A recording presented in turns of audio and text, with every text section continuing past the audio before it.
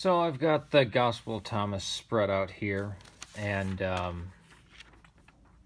this is just a basic intro to Gnosticism and terms.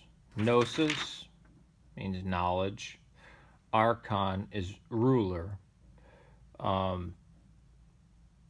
This can mean earthly ruler or, the principalities and powers, whatnot. The monad is the one God, the beginning God, like what we would recognize as God the Father. The pleroma is the fullness. This is, how should I put it? Kind of like the boundless light in which the pleroma and the Sophia and the Logos exist. Sophia means wisdom. Logos, poorly translated, says word. I made a video on what Logos actually means. Almost like worldview, zeitgeist, ethos, but in a kind of conscious way. Again, more akin to Tao. I need to make a video on that. It'll be like a half hour long or something.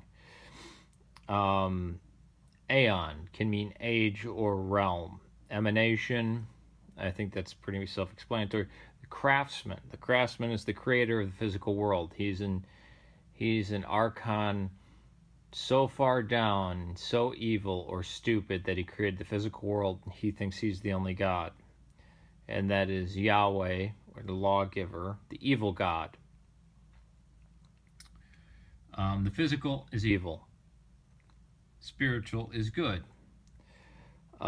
Here's an important point about Gnosticism and the Gnostics.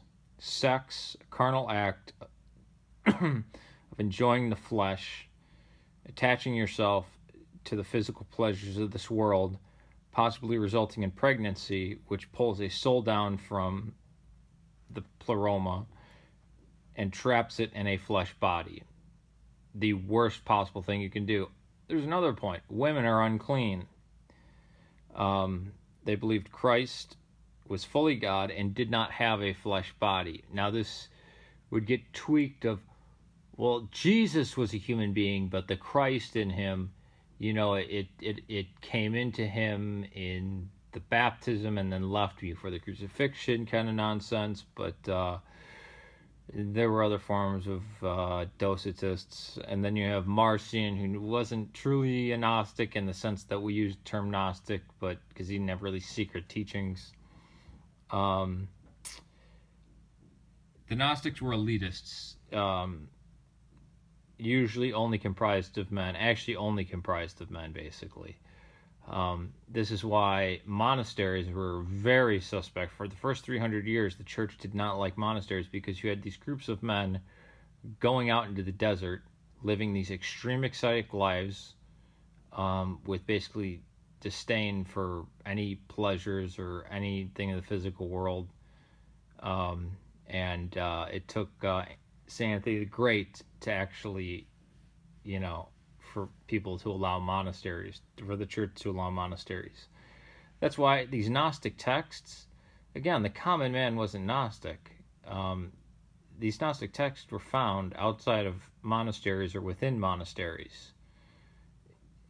It wasn't accessible to all, and even modern day Gnostics are elitists. Because they have special knowledge, right? And that's just a quick overview of the terminology. Maybe I'll do a series on this. And as for the Gospel of Thomas, you can completely see how much was taken from the synoptic Gospels. Anybody who puts it at an early date is pretty ludicrous.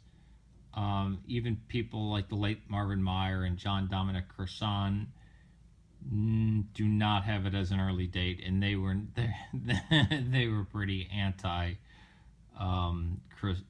Christian. And again, these are the secret words of that the living Jesus spoke, and yet nobody knew about them. And this is how a lot of these Gnostic Gospels begin. Oh yeah, he told everybody else that, but he pulled me aside and told me this. I, John. But John never told anybody. It was, 300 years later that this writing appears. And oh yeah, no, this was passed down, even though, ludicrous. These were basically the sects, the cults that tried to reign over people, and ludicrous. All right, peace to you.